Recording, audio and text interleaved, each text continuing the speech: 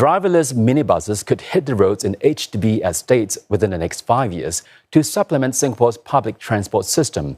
It's one of the goals for newly appointed Acting Transport Minister Jeffrey Siow. In his first interview with the media since taking on his new role, he shares that a key focus will be to make public transport as competitive, if not better, than private options. Richa Mathew with this report. From here in Tonga, getting to town via public transport could take up to 3 times longer than by car. It's a familiar story for residents in areas further away from the city. Newly minted Acting Transport Minister Jeffrey Siow says reducing this travel time is a priority area for him over the next 5 years. Today, public transport journey times from those HDB estates are a little bit longer, and therefore the need to get a private transport is a little bit greater. If we can improve the walkability of the HDB estate, if we can improve the density of the bus network in the HDB estate, I think we will be able to narrow the time that it takes for a public transport journey significantly, and it will become more competitive to the private car. One development he's counting on, autonomous vehicles that could enhance current public transport services and become, quote, a game changer for the country. In the short term, what I see is that autonomous vehicles can add a new transport option that augments our public transport network. In peak hours, we can have vehicles that bring people to transport nodes from their homes. In smaller capacity, during off-peak, they can bring them to places of interest. For example, the polyclinic, the CC, the hawker center, so on and so forth. And what it really does for us is it relieves our public transport system of one key constraint, which is manpower. China is among the countries Singapore is learning from in this aspect. In the short term, pilot runs can be expected at short and fixed routes in estates like Pasir Ris or Punggol, with safety officers on board to ensure a smooth ride. Looking further ahead, Mr. Siow has noted 2 key trends. The first, he says Singaporeans must expect the fares of public transport to rise over time, and that's to ensure the wages of transport workers remain competitive and sufficient. But he has also assured Singaporeans that the fares will still be affordable as the government continue to provide support. Secondly, he says with automation growing, drivers may need to upskill into new job roles like control center operators. For now, Mr. Siow noted that without private hire cars, more people might feel the need to own a vehicle. He adds that in a hypothetical situation where there's just one certificate of entitlement to be allocated, it should go to a private hire car instead of an individual owner.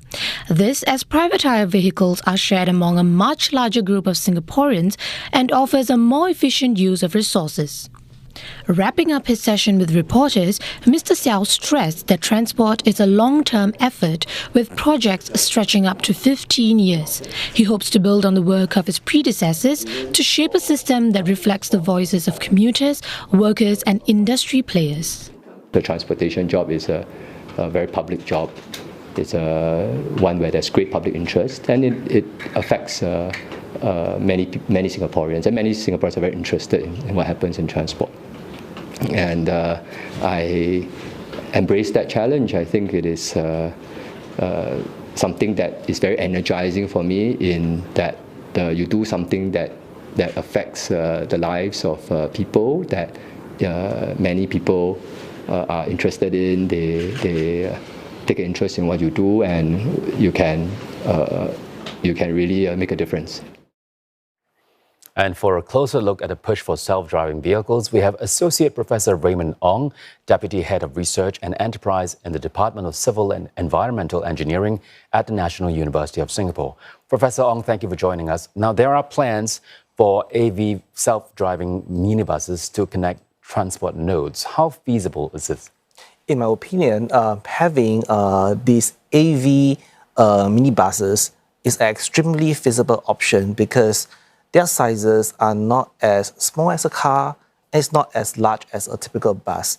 And they actually serve and deploy for areas such as perhaps clinics, community centers, or perhaps even certain places where the elderly or anyone who wants to go from one point to another point, maybe in a peak hour, but you want it more to be in a more flexible manner. So then that means that we need to have a transport mode that can cater to their needs. But at the same time, it should not overburden the manpower requirement that's required on our public transportation system. So that is where there's a sweet spot for self-driving vehicles or autonomous vehicles in these cases to actually play a role to actually augment that first and last mile solution. Now, we have had pilot runs of AV cars. How have those trials gone? I think that the trials that we have so far has actually given us a lot of lessons. For example, some of the trials that we have seen actually shows that there needs to be a better pick up and drop off point design. Simply because we need to make sure that the traffic interactions at those points, the autonomous vehicles' behavior, pedestrians may be actually crossing. So we have to actually design for that, and the vehicles have to recognize the changes for that. So we do learn from it, and that is actually an incremental step towards its implementation that we see today. Now, how is this plan to have AV minibus service different from feeder services in terms of cutting travel time?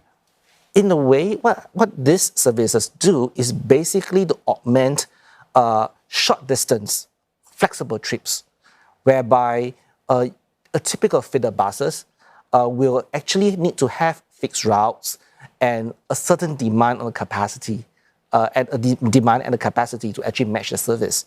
So in this case, the minibuses actually play a much more robust role to meet variable needs. And most importantly, they can be deployed where there is a need. For example, in the morning, it could be serving this particular route. In the evening, they can be served to another route. And that's the flexibility. And its sizes being not as large as a bus and not as small as a car. So this part will actually play a role in that sweet spot that's not actually catered in the market today. Now, Singapore has plans to, let's say, have 8 out of 10 households within a 10-minute walk to an MRT station. How does this new AV minibus plan fit in with the MRT plan? So for example, let's say if I'm going from my home or my elderly parents is going from their home to market, perhaps just to have their meal or to buy some groceries, then in that case, this could actually serve as a very good alternative because they can actually have a service from one point to another point. And this is especially true at perhaps newer estates or further estates that's further away from the city. And because those places, they may be newly developed, they may have a need that is not that catered by the public transport services, or in some of the further estates, we may see an aging population that may have actually a variable needs, and all these things actually play a part in such a deployment.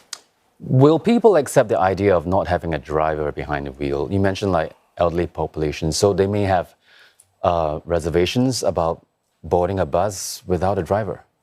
This is actually where the introduction of such services are from trials and at places that is further away from a city center and for a very specific need.